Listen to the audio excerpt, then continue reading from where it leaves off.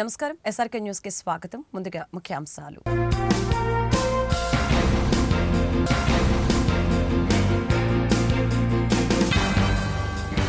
వాహనాల దొంగను అరెస్టు చేసిన కొత్తపేట పోలీసులు. వివరాలు వెల్లడించిన east DSP Abdul Aziz.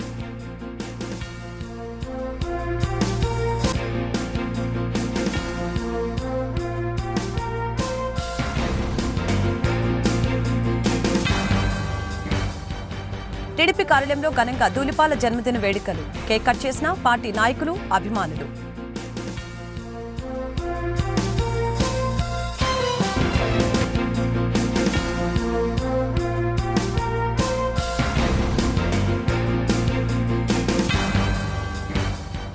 CPM జిల్లా మహాసభలు ప్రారంభం. అతిథిగా హాజరైన పార్టీ రాష్ట్ర కార్యదర్శి వర్గ సభ్యులు బాబురావు.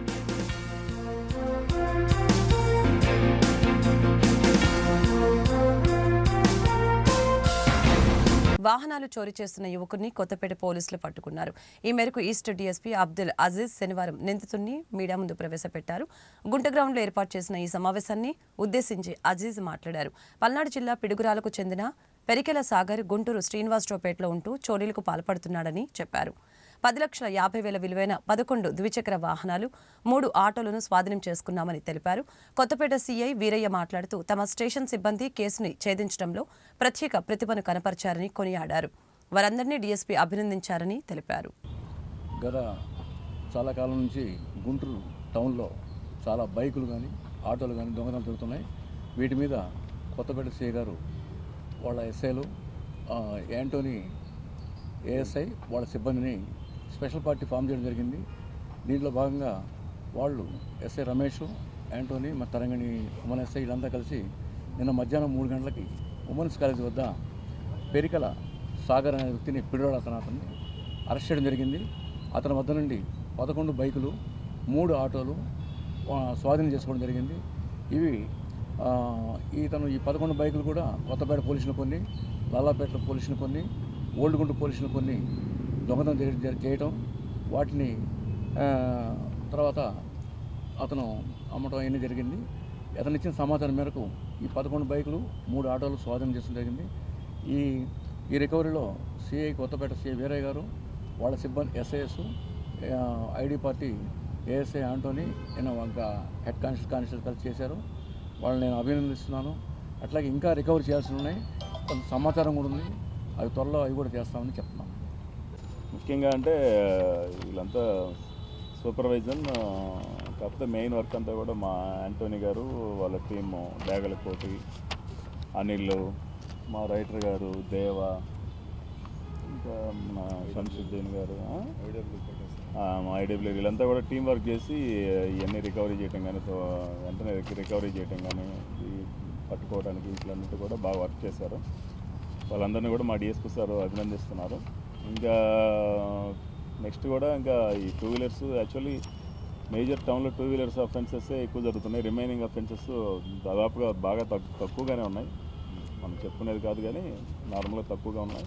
2 వీలర్ అఫెన్సెస్ మీద కానివ్వండి, లేకపోతే ఇంకేదన్నా ఎక్కడన్నా ఒకటి ఏదన్నా ఆటోల్లో ఈ పిక్ ప్యాకెటింగ్స్ అయ్యి ఒకటెప్పుడు రేర్గా రిపోర్ట్ అవుతున్నాయి. వాటి మీద అన్నిటి మీద కూడా మేము దృష్టి పెడతాము. అన్నీ కూడా పట్టుకొని ఎటువంటి నేరాలు జరగకుండా మేము చర్యలు తీసుకుంటానికి ప్రయత్నం చేస్తాం. పొన్నూరు నియోజకవర్గ శాసనసభ్యులు సంఘం డైరీ చైర్మన్ ధూళిపాల నరేంద్ర కుమార్ జన్మదిన వేడుకలు శనివారం ఘనంగా జరిగాయి. అరండలపేటలోని తెలుగుదేశం పార్టీ జిల్లా కార్యాలయం ఈ వేడుకలకి వేదిక అయింది. పార్టీ సీనియర్ నాయకులు దాసరి రాజా మాస్టర్, మద్దిరాల మ్యాని పాల్గొని పార్టీ శ్రేణులతో కలిసి ధూళిపాల జన్మదిన కేక్ ని కట్ చేశారు. ఈ సందర్భంగా వారు మాట్లాడారు. అధికారంలో ఉన్న ప్రతిపక్షంలో ఉన్న ప్రజా సమస్యల పరిష్కారమే లక్ష్యంగా ధూళిపాల పనిచేస్తున్నారని, అటువంటి వ్యక్తి భవిష్యత్తులో మరిన్ని పదవులు అధిరోహించాలని ఆకాంక్షించారు. నియోజకవర్గంలోనే కాకుండా రాష్ట్ర స్థాయిలో నరేంద్ర కుమార్కి మంచి పేరు ఉందని గుర్తు చేశారు. సమస్యల్ని సున్నితంగా ఎదుర్కొనే సత్తా ఉన్న వ్యక్తి నరేంద్ర అని తెలియజేశారు.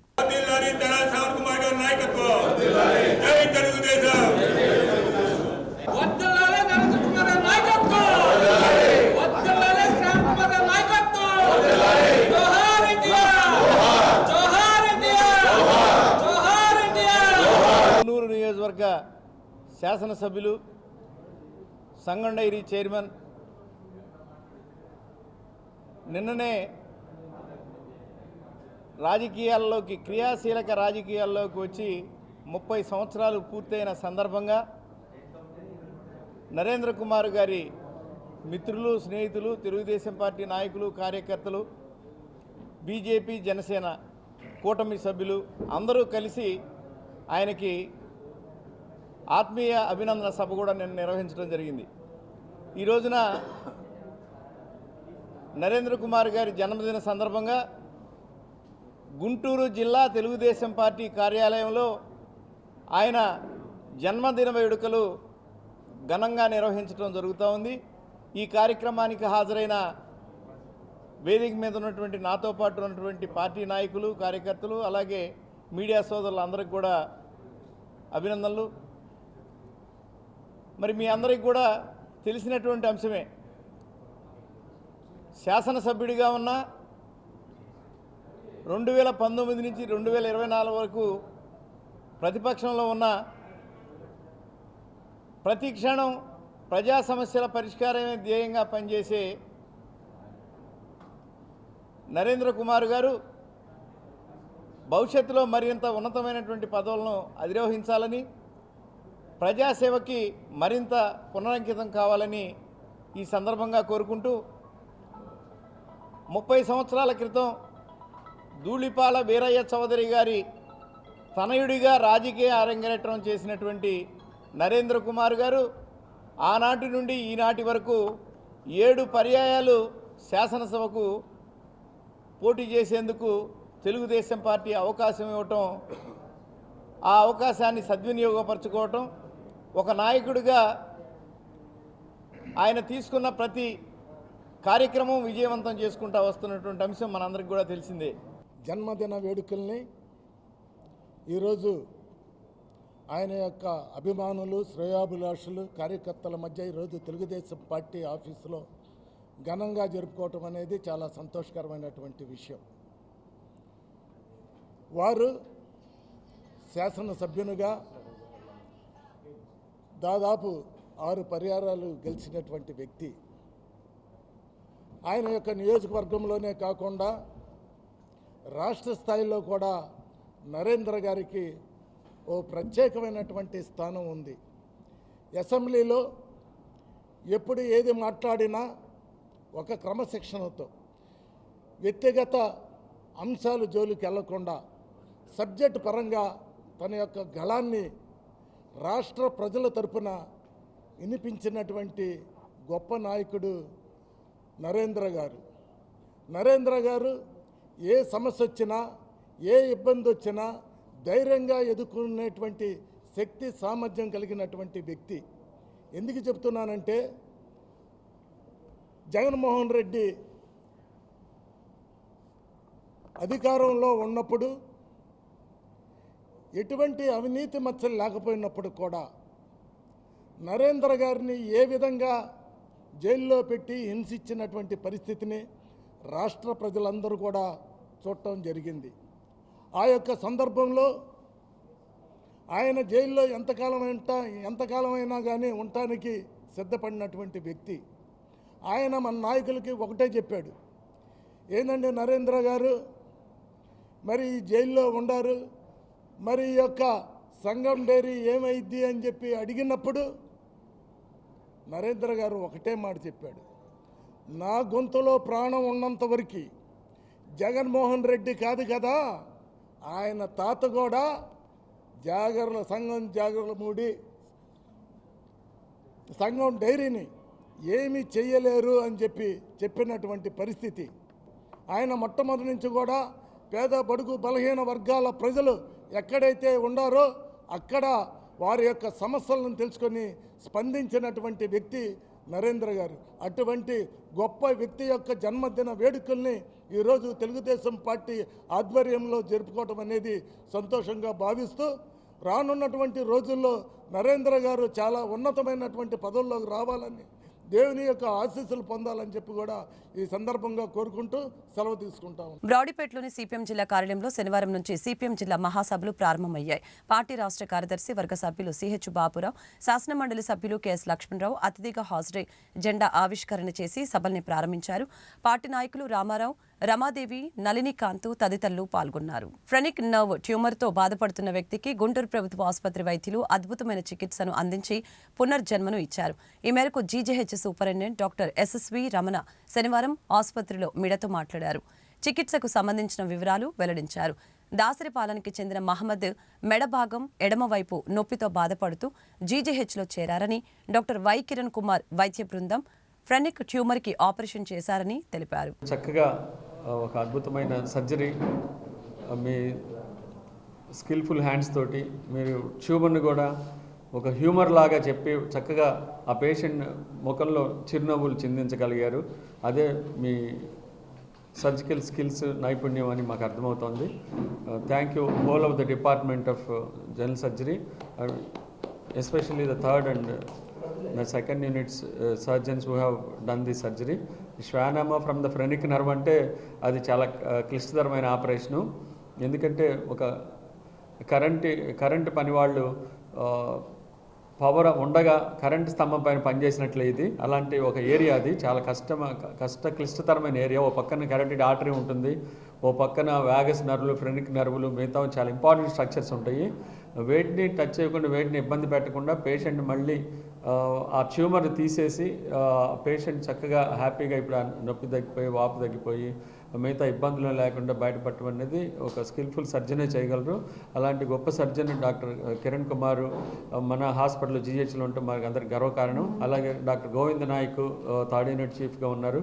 వారు ఇద్దరు కలిసి ఎంతో స్కిల్ఫుల్గా ఈ సర్జరీ చేయటము మనందరికీ కూడా ఒక గొప్ప గర్వకారణము. వీరందరినీ అభినందిస్తున్నాను, టీం అందరినీ కూడా.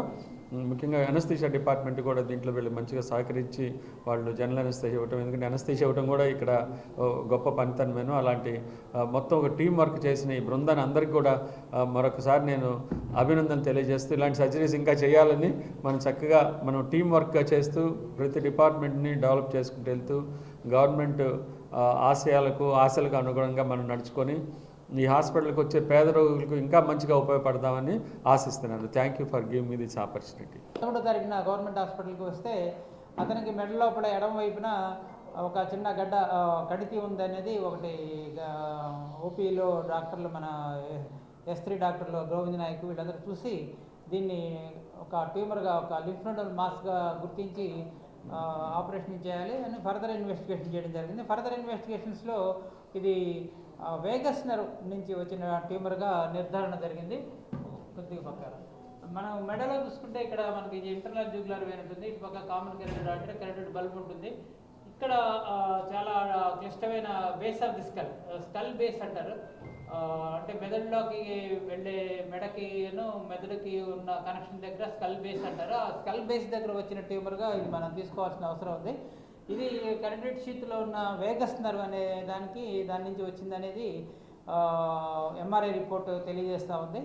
ఎంఆర్ఐ రిపోర్ట్ని బేస్ చేసుకొని మనం సర్జరీకి ప్లాన్ చేశారు గోవింద నాయక్ వాళ్ళు. సో వాళ్ళు నన్ను హెల్ప్ కూడా రావటం అడిగితే మేమందరం కలిసి ఒక బృందంగా ఏర్పడి మత్తు డాక్టర్ గారి సహకారంతో పోలయ్య గారు వాళ్ళందరూ కూడా, మత్తు డాక్టర్లు ఎవరు ఇంకో వాళ్ళు మనకి ఇచ్చింది పోలయ్య గారు, శ్యామ్ సుందర్ గారు ఉన్నారు. వాళ్ళు జనరల్ అనస్థీషియాలో మనం ఓపెన్ చేయడం జరిగింది. కెరటిడ్ ట్రయాంగిల్లో ఉన్న కెరటిడ్ షీత్ని ఓపెన్ చేస్తే వేగస్ నర్వ్ మామూలుగానే ఉంది. కామన్ కెరటిడ్ ఆర్టరీ కానీ, కెరటిడ్ బల్బ్ కానీ, ఇంటర్నల్ కెరటిడ్ ఆర్టరీ అవి కూడా మంచిగా ఉన్నాయి. ఇంటర్నల్ జూగులార్ వెయిన్ కూడా ఉంది. దాని కింద కొన్ని మజిల్స్ ఉంటాయి, స్కెలిన్ మజిల్స్ అనేవి. వాటి మీద ఉన్న ఫ్రెనిక్ నర్వ్ అనే ఆ ఫ్రెనిక్ నర్వ్ దగ్గర నుంచి ఒక పెద్ద ట్యూమర్ని మనం గుర్తించడం జరిగింది. ఇప్పుడు మీరు వీడియోలో చూడొచ్చు. ఇక్కడ చూస్తే ఇది ఫ్రెనిక్ నర్వ్ నుంచి వచ్చిన ట్యూమర్గా మనం తీసుకుంటే అది ఫ్రెనిక్ నర్వ్ అనేది చాలా అరుదుగా మనం చూస్తూ ఉంటాం. అది చాలా డిఫికల్ట్గా కూడా తీసుకోవాల్సిన అవసరం ఉంది. ఎందుకంటే మెడ లోపల ఉన్న రక్తనాళాలు చాలా మేజర్ రక్తనాళాలు ఉంటాయి. అవి కామన్ కెరటిడ్ ఆర్టరీ, ఇంటర్నల్లో external carotid artery, internal jugular vein ఉంటాయి. వాటికి పోస్టీరియర్గా, వాటికి వెనక భాగంలో కండరాల మీద ఉండే నర్వ్గా మనం ఫ్రెనిక్ నర్వ్ని తీసుకుంటాం. ఈ ఫ్రెనిక్ నర్వ్కి వచ్చే ట్యూమర్స్ కూడా చాలా అరుదుగా రికార్డ్ అయి ఉన్నాయి. లిటరేచర్లో కూడా ఫ్రెనిక్ నర్వ్ నుంచి వచ్చిన ట్యూమర్స్ చాలా తక్కువ ఉన్నాయి. ఫ్రెనిక్ నర్వ్ని ఐడెంటిఫై చేసి దాన్ని ట్యూమర్ని మనం ఐడెంటిఫై చేయడం జరిగింది. ఐడెంటిఫై చేసి దాన్ని ఓపెన్ చేసి ఫ్రోజన్ సెక్షన్ కూడా పంపించి ఫ్రోజన్ సెక్షన్లో అది క్యాన్సర్ కాదని నిర్ధారణ చేసుకొని ట్యూమర్ని ఎనిక్యులేషన్ చేయడం జరిగింది. ఒకవేళ ఫ్రెనిక్ నర్వ్లు దెబ్బతినే అవకాశం కూడా ఉంటుంది. మ్యాలిగ్నెన్సీ అయితే మొత్తం తీసేస్తే డయాఫ్రమ్ అనే మజిల్ కూడా ప్యారలైజ్ అయ్యి ఊపిరి తీసుకునే కష్టం కూడా ఉంటుంది. ఇలాంటి క్లిష్టమైన ఆపరేషన్ చాలా అరుదుగా చూస్తూ ఉంటాం. అరుదైన జబ్బుగా కూడా మనం పరిగణించాల్సి వస్తూ ఉంటుంది. గుంటూరు కలెక్టరేట్ కార్యాలయం వద్ద Andhra Pradesh union of working journalist శనివారం నిరసన కార్యక్రమాన్ని చేపట్టారు. పులివెందులలో సాక్షి మీడియా ప్రతినిధులపై దాడిని ఖండిస్తూ ఏపీయూడబ్ల్యూజే నాయకులు ఈ కార్యక్రమాన్ని చేపట్టారు. ఈ సందర్భంగా యూనియన్ నాయకులంతా కలిసి డిఆర్ఓ కాజావలికి వినతి పత్రం సమర్పించారు. యూనియన్ నాయకులు భక్తవత్సలరావు మాట్లాడుతూ జర్నలిస్టులపై దాడులు ఆపాలని, ఫోర్త్ ఎస్టేట్పై ఇటువంటి దాడులు సమంజసం కాదని అన్నారు. జర్నలిస్టులపై దాడులు చేసే వారిని కఠినంగా శిక్షించాలని డిమాండ్ చేశారు. పాత్రికేయుల మీద దాడులు చేస్తూ ఉంటారు. ఏ ప్రభుత్వంలో ఉన్నా కానీ ప్రభుత్వ అధికారులు ఉన్నారు. ప్రజాస్వామ్యం నడుస్తూ ఉంది. వృత్తిలో భాగంగా వార్తల సేకరణలో భాగంగా మా వాళ్ళు వెళ్తుంటారు. పాత్రికేయ మిత్రులు కెమెరాలు పట్టుకోను, పేపర్ పెన్ను తీసుకొని మీకు బాగా రాస్తే వార్తలు ఆ రోజు వాళ్ళని మాత్రం చక్కగా పొగుడుతూ ఫోన్లు చేస్తారు. బ్రహ్మాండంగా రాశారు, బాగా రాశారని. మీరు తప్పులు చేయవాకండి. మా వాళ్ళు కవరేజ్కి వస్తారండి. మీరు తప్పులు చేయవాకండి. మీరు చేసే తప్పులు మా వాళ్ళు కవరేజ్ చేస్తారన్న ఉద్దేశంతో మా వాళ్ళ మీద దాడులు చేస్తున్నారు. ఇదేనా ప్రజాస్వామ్యం? ఇదేనా పత్రికల స్వేచ్ఛ? ఇదేనా మన భారతదేశంలో ఉన్న స్వాతంత్ర విలువలకి? ఇదేనా? మరి చాలా దారుణమైనటువంటి చర్య ఇవన్నీ కూడా. మానుకోండి. ఎవరైనా సరే, ఏ ప్రభుత్వ అధికారులైనా సరే, ఏ రాజకీయ పార్టీ నాయకులైనా సరే మానుకోండి ఇలాంటి చర్యలని. ఏ పార్టీ అయినా సరే, ఎవరైనా సరే పాత్రికేయులుగా చూడండి. చాలని జీతాలతో రేయింబగళ్ళు పనిచేస్తూ ఉన్నారు పాత్రికేయులు. మాదేమిలే, యాజమాన్యాల కింద పనిచేస్తున్నాం. తప్పదు మాకు కొన్ని విషయాల్లో. కానీ మరి నిన్న పులివెందుల్లో, కడప జిల్లా పులివెందుల్లో సాక్షి మీడియాపై దాడి జరిగింది. రాష్ట్ర Andhra Pradesh union of working journalist union తరఫున మేము దీన్ని ఖండిస్తూ ఉన్నాం. గుంటూరు జిల్లా కమిటీ ఆధ్వర్యంలో ఏపీయూడబ్ల్యూజే మరి పాత్రికేయుల సోదరులందరూ కలిసి వచ్చారు ఈ రోజున. ఇది చాలా హేయమైన చర్య. కఠినంగా శిక్షించండి. పట్టుకొని వాళ్ళని కొట్టినటువంటి వారిని శిక్షించండి. రక్షణ లేదు విలేకరులకి, వార్తా సేకరణ రక్షణ లేదు. దయచేసి మానుకోండి. ఎవరైనా సరే చక్కగా పరిపాలన చేయండి. ఎవరైనా మా పాత్రికేయులకి అండగా ఉండండి. అంతేగాని పాత్రికేయులు ఏం చేస్తారండి? వాళ్ళ మీద దాడి చేస్తారు. ఈరోజు సోషల్ మీడియా విస్తరించిపోయింది. సోషల్ మీడియా అనేక రకాల పోస్టులు పెడతా ఉన్నారు. చూడండి, మంచి చెడు ఆలోచన చేయండి. మరి దాన్ని ఖండిస్తూ ఉన్నాం. మరి హైదరాబాద్లో కూడా మోహన్ బాబు గారు కూడా ఇటీవల కాలంలో టీవీ దని విలేకరుల మీద దాడి చేశాడు. మరి ప్రముఖ నటుడు ఆయన కూడా. మరి ఎంతవరకు సమంజసమో, ఎంతవరకు సబబో మరి సమాజమే, ఈ ప్రజాస్వామ్యంలో సమాజమే చూడాలి దీని అంతటికీ కూడా. వార్తలు ముగించే ముందు ముఖ్యాంశాలు మరొకసారి.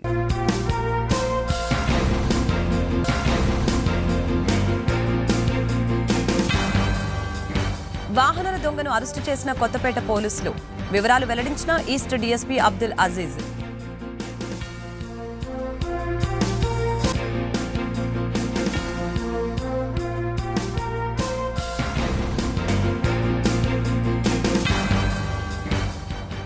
టీడీపీ కార్యాలయంలో ఘనంగా ధూళిపాల జన్మదిన వేడుకలు. కేక్ కట్ చేసిన పార్టీ నాయకులు, అభిమానులు.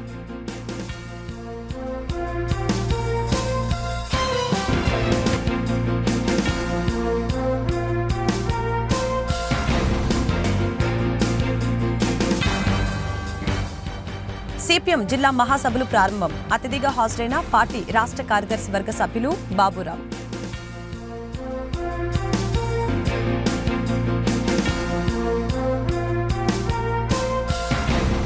ఈ వార్తలు ఇంతటితో సమాప్తం. మరొక బులెటిన్ మళ్ళీ కలుద్దాం. నమస్కారం.